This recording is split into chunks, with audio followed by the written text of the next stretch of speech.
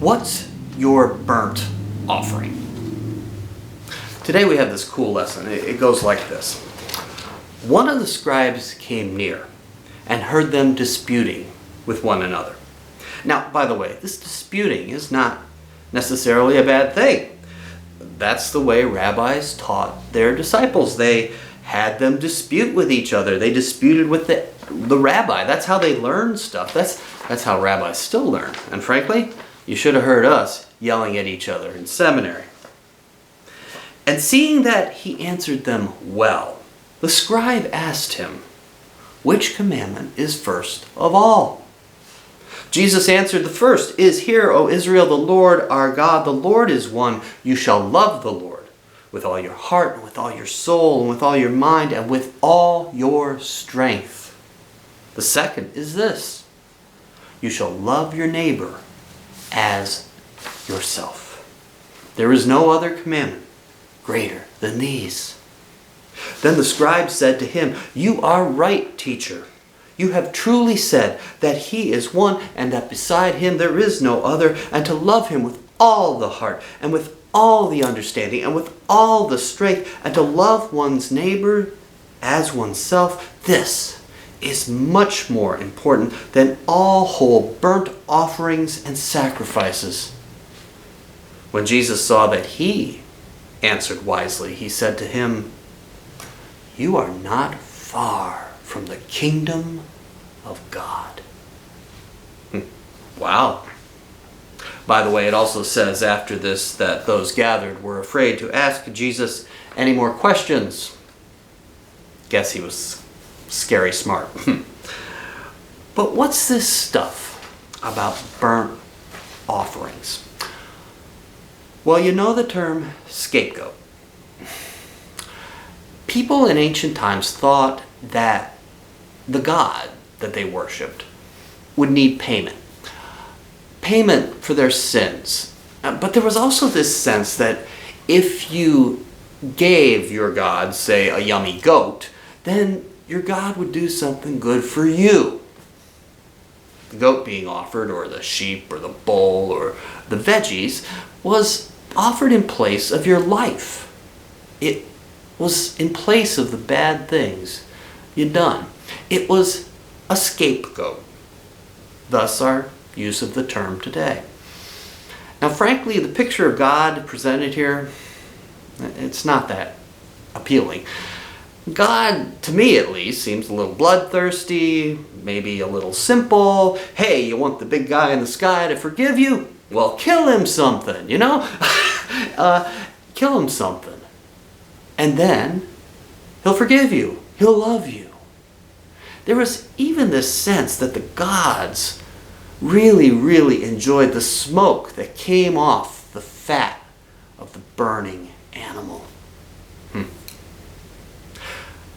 But of course, this was also big business in the time of Jesus. Big business despite the fact that if you read the prophets, they've been saying God doesn't like your burnt offerings for a long, long time. Personally, I think that God allowed the sacrifice system in Israel to persist because all the neighbors were doing it. I think that God allowed it to persist because it gave the people peace of mind. It was more important for the people than it ever really was for God. But Jesus, like the prophets, slaps the idea down. Love God. Love your neighbor. He answers the question with what we around here call the big two. And in answering in this way, he implies, forget the burnt offerings. And it's interesting because the scribe then says out loud what Jesus has implied and agrees with him. But Israel liked a good burnt offering. Kind of like we do, I think. Because you see, this offering system, it gives you a sense of control. Give God an offering. God's going to like you and forgive you. So what's your burnt offering? What's that thing in your life that seems so very, very important? Maybe just in life in general, or maybe in your life with God. That thing that seems so important, but really isn't important at all. For me, at least when I was growing up, it was always trying to be perfect. Hey, old folks, at least as old as me. Remember the cartoon, The Wacky Races? Kids, if you want to have some fun while you're sitting at home right now and cruising around YouTube, look up The Wacky Races. That's a great cartoon. And it had this myriad of characters. And my parents, they called me by the name of one of the characters, and that name was Peter Perfect. And I hated that. But I kind of had this feeling that to be worthwhile, I did need to be perfect. Now don't get me wrong, this served me pretty well. I actually, because of this drive, got decent at a lot of things, but I really believe that to be worthwhile for others, for the world, for God, I needed to be pretty much perfect.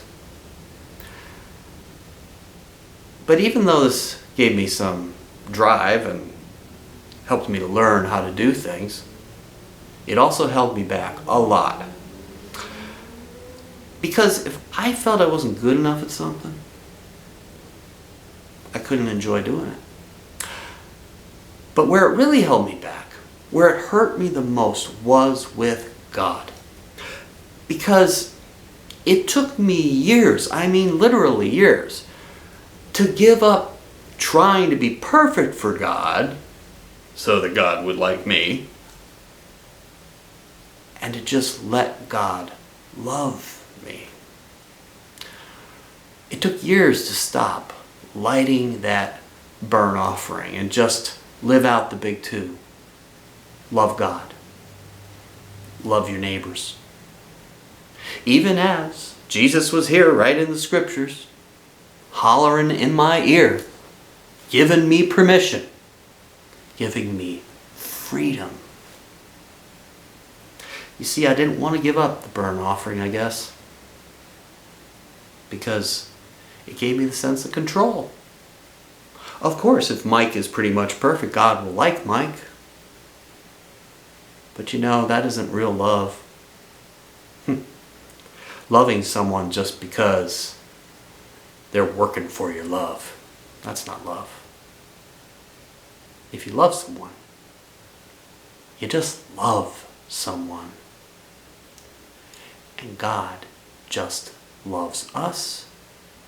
And I think as Jesus reminds us of those big two commandments, God is saying, just love your neighbor, whether you think they deserve it or not. Love God, love your neighbor. Think about your burnt offering. That thing you think is so important in your life, or maybe in your life with God. That thing that seems so important, but that thing that when you think about it, really isn't. Let it go. Love God. Love your neighbor. If we all do that, we will all be getting close to the kingdom of God. Peace.